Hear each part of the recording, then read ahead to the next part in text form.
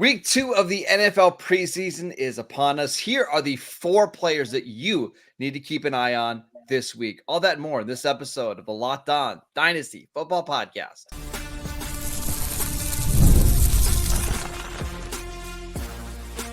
You are Locked On Dynasty Football, part of the Locked On Podcast Network. Your team every day. Here are your hosts, Marcus Mosher and Kate Madjuk. Welcome back to the Locked On Dynasty Football Podcast, part of the Locked On Podcast Network, your team every day. We'd like to thank you for making us your first listen of the day. Today's episode is brought to you by Gametime. Download the Gametime app, create an account, and use promo code LOCKEDONNFL for $20 off your first purchase. Terms apply. Welcome back. I am your host, Marcus Mosher. You can follow me on Twitter at Marcus_Mosher. And joining me today, as always, is Kate Madjuk. You can follow her on Twitter at Kate Madjuk. You can also read her at Yahoo Fantasy. On today's show, we are taking a look at the 4 players that you need to keep an eye on during week 2 of the NFL preseason. And Kate, let's start with our favorite backfield in the NFL, the Cincinnati Bengals. Why are we watching Zach Moss and Chase Brown? I never thought we'd talk this much about Zach Moss on the Locked On Dynasty podcast. No, that's not true. This is a dream come true for me, Marcus. I love my boy being at the forefront here. As maybe you everydayers know, I'm big Zach Moss fan.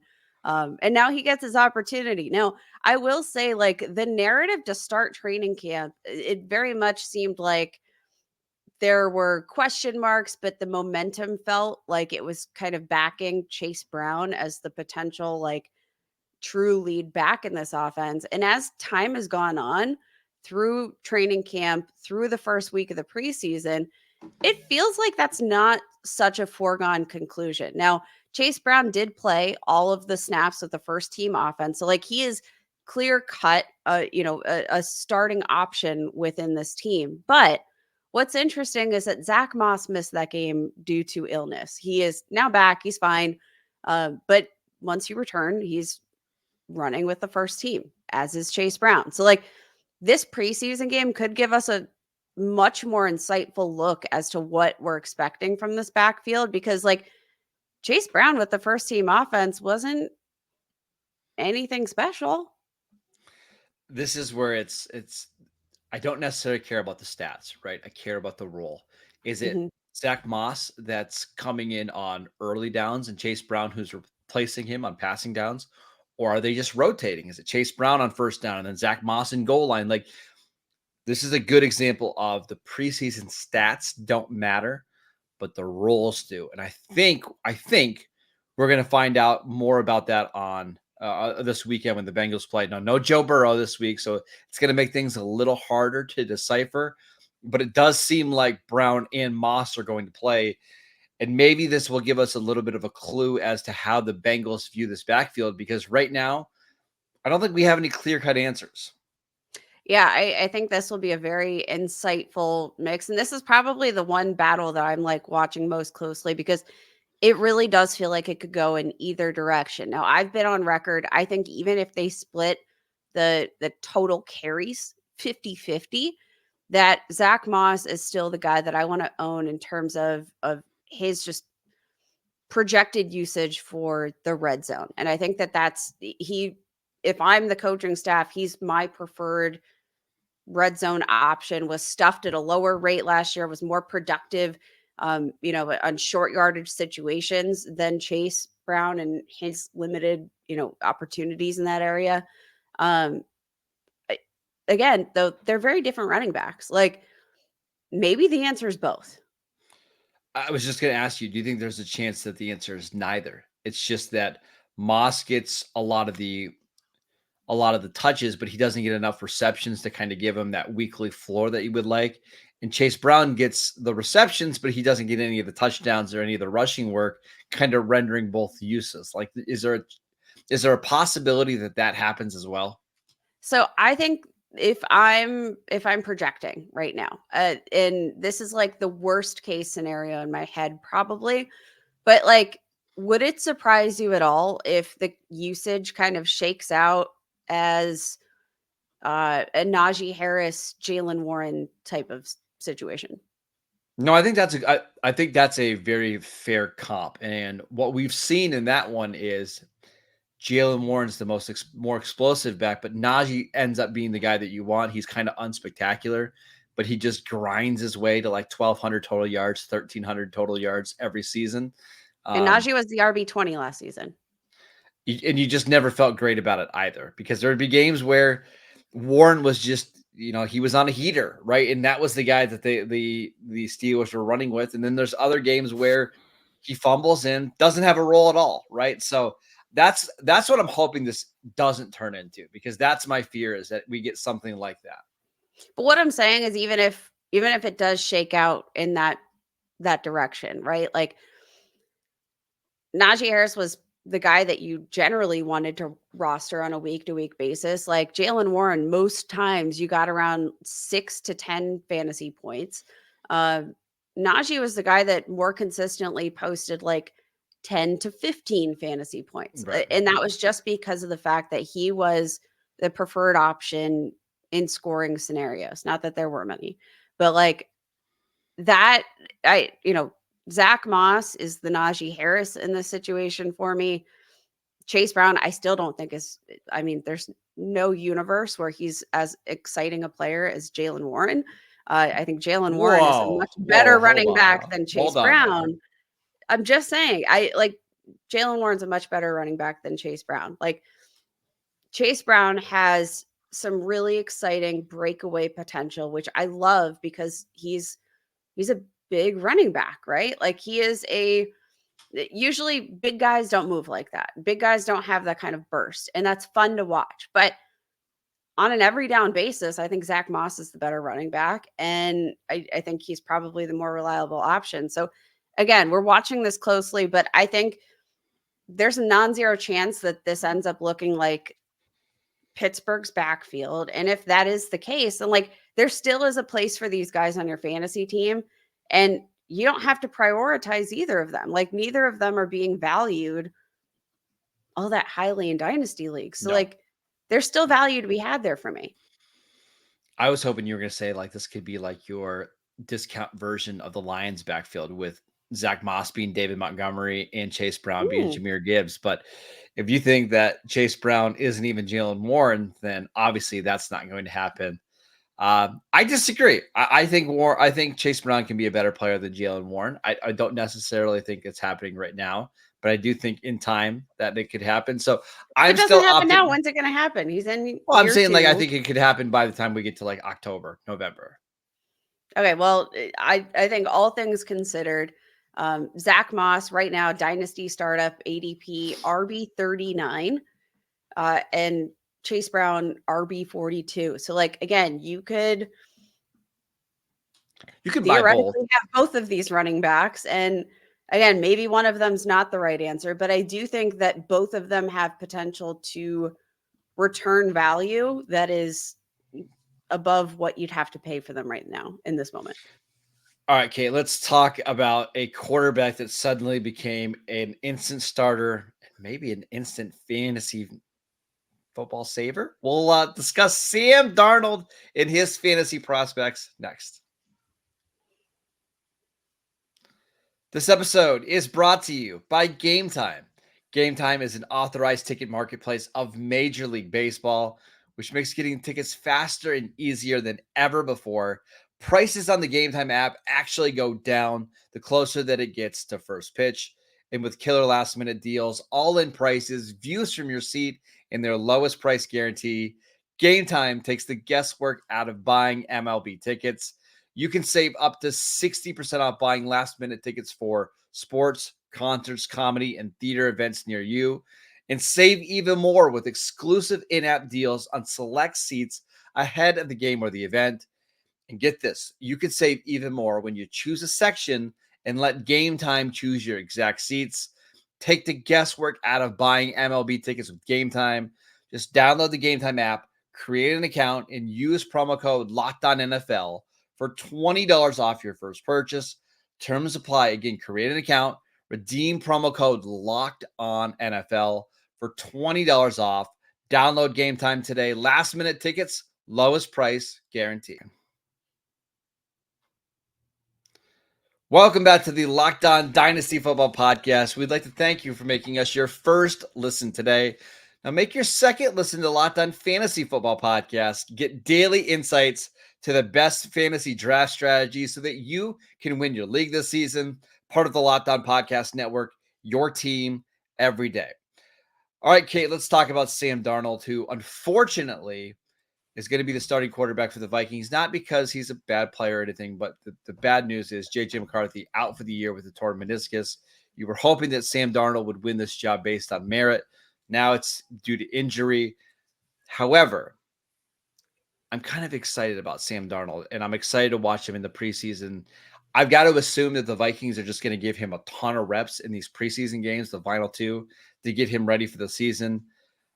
I want to see what it looks like.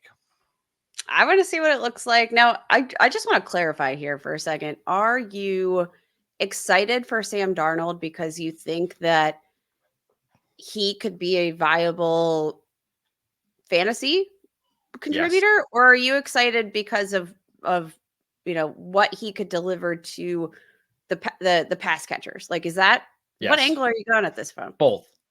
Let's start with the pass catchers, right? I think he is a better quarterback than Nick Mullins, Josh Dobbs, and Jaren Hall. Would you agree with that? Oh, no. You don't agree with that. From a traits perspective, absolutely. But has it translated to the football field? No. Okay, I understand your hesitation there. I think he's a better player than those three quarterbacks. And I think in a Kevin O'Connell offense, he's going to look better than those quarterbacks did. Now you look at like last year when Justin Jefferson came back from the injury, even without Kirk Cousins, he was still averaging, was it 116 yards a game or something like that? Like, yeah. So he was able to be productive with those three quarterbacks. TJ Hawkinson averaged 73 yards per game with those three quarterbacks. Now, Jordan Addison's numbers took a little bit of a hit, still scored a bunch of touchdowns down the stretch. So I think Sam Darnold can, at the very least, give you the production or give those receivers the targets and the production that they need to be fantasy relevant. As for Sam Darnold, I do think he can be fantasy viable. We saw last year, like Nick Mullins had multiple 400-yard passing games and was incredibly efficient. We saw Josh Dobbs come on with like 3 days practice and become a top 12 fantasy quarterback this week. Now, you don't have to draft Sam Darnold like a top 12 option, but I do kind of like the idea of grabbing him late in my drafts because you're throwing to all of these awesome players in a very friendly environment. And I do think he could be like a surprise top 14 fantasy option this year. I think that is very rich. Very rich. Why? Why? And let me just tell you, like, I think this is the best team that this is the best situation Sam Darnold's ever been in. So, like, maybe we don't even know. Maybe we don't know what Sam Darnold is at this point because he's kind of been, he's been in some crappy situations. I mean, the New York Jets, the Carolina Panthers, it's not like he had superstar wide receivers either. Like, but I just want to like contextualize his performance. So, he's had a lot of starting opportunities. He's started 56 games in his career. Do you know how many of those he's had 20 or more fantasy points in? Probably not a lot. I mean, I want you to guess a number. So again, 56 career starts. 4. It's 10, but oh, see, I went low. I'm surprised. Look how sorry, great 11. 11. See? So yeah, I'm even more excited. That my curiosity is just like what you think the ceiling is, because like he's only had 5 games here with 25 or more fantasy points. What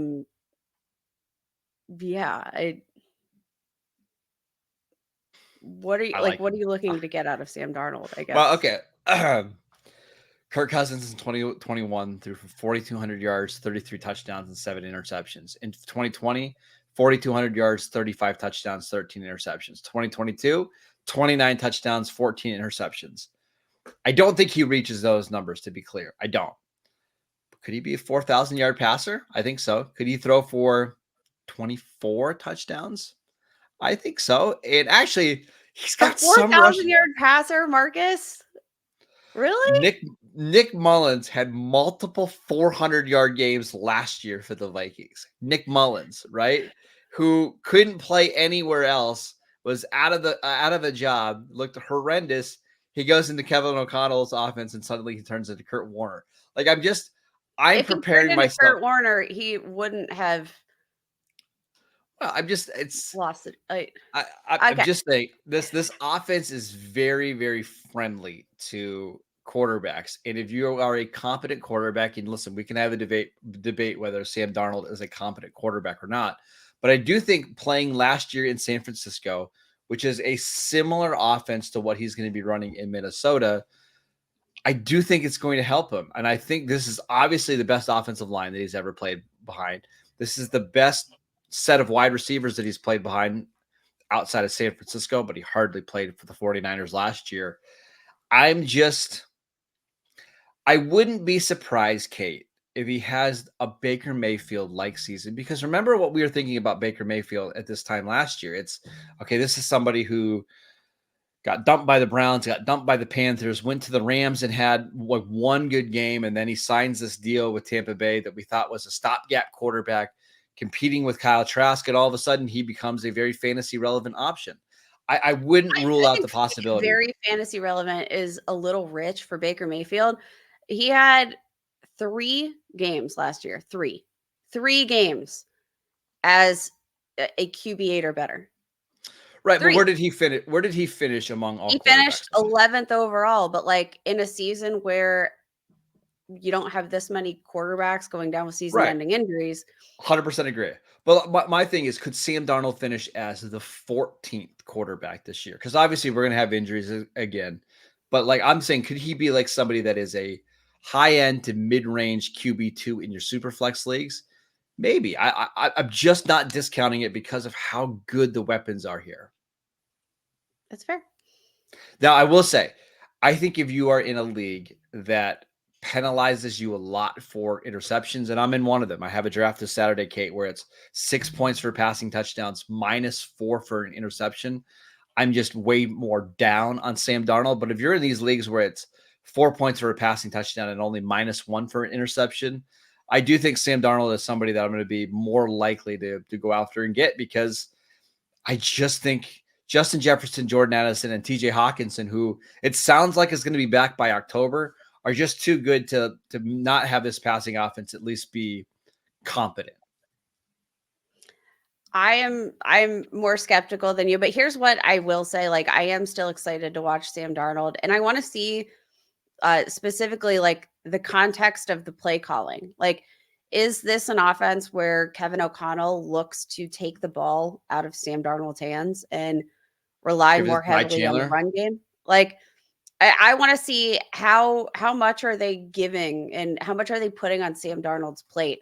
Because I do think, like right now, for what it's worth, Aaron Jones, probably one of the best values in redraft leagues right now. Probably. You need a 1-year loaner in Dynasty, like Aaron Jones, probably a great value here. Could see a significant target share here. Like, there's a lot to like. That's what I'm really looking to get out of this preseason. And also, I just want to see competence from Sam Darnold. Yes. But it's going to be. I'm just curious. That's the word I would say. I'm curious to see what Sam Darnold would look like at age 27 in a functioning NFL offense. And we'll finally get a chance this year. All right, Kay, let's talk about a rookie running back that we have not discussed yet this week on the show. Let's talk about Braelon Allen and whether he can repeat after having a massive week 1 of the preseason performance. We will get to that next. This episode is brought to you by LinkedIn. When you're hiring for your small business, you want quality professionals that are right for the role. That's why you have to check out LinkedIn Jobs. LinkedIn Jobs has the tools to help you find the right professionals for your team faster and for free. LinkedIn isn't just another job board. LinkedIn helps you hire professionals that you can't find anywhere else, even those who aren't actively searching for a new job, but might be open to the perfect role. In any given month, over 70% of LinkedIn users don't visit other leading job sites. So if you're not looking on LinkedIn, you're looking in the wrong place. on LinkedIn, 86% of small businesses get a qualified candidate within 24 hours. Hire professionals like a professional on LinkedIn. Post your job for free at linkedin.com/LockedOnNFL. That is linkedin.com/LockedOnNFL to post your job for free. Terms and conditions apply. Welcome back to the Locked On Dynasty Football Podcast. Everydayers, we're going to have lots of content for you next week from preseason. Kate is going to be doing some solo shows. She's going to be having some guests, I am sure. I'm out on vacation. I get 1 week a year to take off, but I will be back the following week. So make sure you continue to download the Locked On Dynasty Football Podcast wherever you get your podcasts. But Kate, let's talk about Braelon Allen, who had a monster week 1 performance in the preseason. We didn't even talk about him, but he was fantastic. I'm curious to see what he looks like in week 2 because it seems like he's on track to win this number 2 job in New York. And if he does, I wouldn't be surprised if he has a role right away for the Jets. I'm actually looking at Braelon Allen as potentially the most valuable backup rookie running back in the NFL right now, or not even rookie, just maybe the best handcuff, right? He could be the best pure handcuff. Yeah. For real. And I liked Braelon Allen a fair bit coming out of Wisconsin. Now, I think you were a little bit more tepid, but he just turned 20 years old in January. Just turned 20 years old. I think I saw a stat. He's going to be like 24 by the time his rookie contract has played out, which is I guess 4 years. Yeah. 20 plus 4. Yeah. 24. Just absolutely crazy. He's a 3rd-year player out of Wisconsin. He had actually been recruited as a linebacker, which is crazy. But Braelon Allen, he's super young, not necessarily like the most polished in terms of like his ability in pass protection, etc. But like he's got all the traits. He's 6'1¼ inches, 235 pounds, like 95th percentile for both of those. He looks bigger than that. He's a big boy, but generally speaking, I think has enough athleticism, has enough of the good traits, has some solid experience coming out of Wisconsin, 597 career carries. And I still don't even think we've necessarily seen the best of Braelon Allen. The training camp reports have been ridiculously awesome. So to see him come out in the preseason looking to have secured that role already as RB2 in this offense, do I want to prioritize the handcuff here in the New York Jets offense with Aaron Rodgers? And I think he might be climbing to the top of my quote unquote handcuff priorities. Yeah. And I just think if this Jets offense is as good as I think a lot of people are anticipating after rebuilding the offensive line, signing Tyron Smith, signing Morgan Moses, drafting Olu Fashanu, getting back Elijah Vera-Tucker from injury. They grabbed Mike Williams. They drafted Malachi Corley. Obviously, Aaron Rodgers is coming back. There is a chance that this offense is just one of the top 7 or 8 units in the league. And if Breece Hall goes down for any reason, like he twists his ankle and he's out for 2 weeks, Braelon Allen could be in for a monster workload. We should also mention Breece Hall going into year 3 of his rookie contract. He is eligible to be a free agent after the 2025 season. With his injury history, maybe the Jets don't prioritize signing him. And if Braelon Allen can kind of show that he is a quality NFL running back, it wasn't too long ago that Braelon Allen was the number 1 overall Devy pick. Coming, I think it was after his sophomore season, had a little bit of a down junior year, but there were a lot of people excited about Braelon Allen as potentially the next Derrick Henry. I just want to see what it looks like again, because if he can have another one of these days where it's like 10 carries for 50 yards and he's running over linebackers in the middle of the field, I'm going to get back in. I'm going to be excited again. And I'm going to be honest, my excitement never left. As a true freshman, and like I said, he was recruited as a linebacker. As a true freshman, almost 1,300 rushing yards, 12 touchdowns, posted a second 1,200 plus rushing campaign, 11 touchdowns as a true sophomore.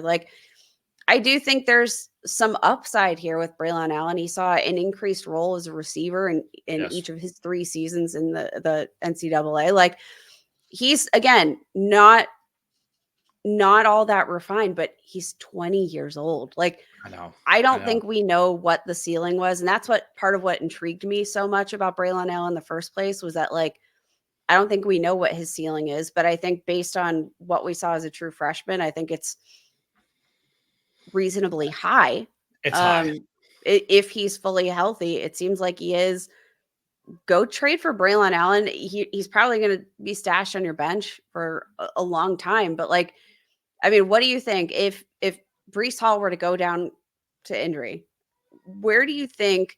And this is based on like projecting him as a prospect, not necessarily based on what we've seen in the preseason. But, like, I think if Breece Hall went down to injury, Braelon Allen's probably like a top 15 running back day one. Probably, right? Because the other thing, Breece Hall is a better player, just clear cut, better player, more talented. Yeah, I'm not saying that he's like gunning for Breece's job. No, Breece is the more explosive running back. He's the quicker running back. He's the better receiver. However, the one thing that Braelon has that on Breece that I think could be a determining factor in the fantasy value is the size at the goal line, right? I think they're just way more likely to run Braelon Allen inside the 5-yard line. So could Braelon Allen theoretically get, like let's say Breece Hall doesn't exist and it's Braelon Allen's backfield this year. Like, I think there's a world where he puts together like one of these like Garrett Blunt seasons where it's like 1,000 yards and 14 rushing touchdowns, right? And that's intriguing. And it really doesn't cost you much to get Braelon Allen. Real quick, what do you think his price is right now on Dynasty League Football? I have to imagine it's outstandingly low. RB50? RB53. So you can get him for almost nothing right now. I think this is a good time to buy Braelon Allen. Can't wait to watch him this weekend. Can't wait to watch all of the preseason games. It's going to be so much fun. Make sure that you're listening to the Locked On Dynasty Football podcast, wherever you get your podcast. We'd like to thank you for making us your first listen of the day. Go check out the Locked On Fantasy Football podcast. Listen, I've got a big fantasy draft this weekend. It's the one that I care the most about on Saturday. I've been just cramming, listening to Vinny and Michelle, giving me all sorts of great fantasy advice. You can find the link to that podcast in the description of this show, part of the Locked On Podcast Network, your team every day. Go check out the Locked On Dynasty Football podcast, of course, on YouTube. You can follow Kate on Twitter at Kate Majuk. You can also read her at Yahoo Fantasy. I'm at Marcus_Mosher. Enjoy your weekend, and we will see you right back here on Monday.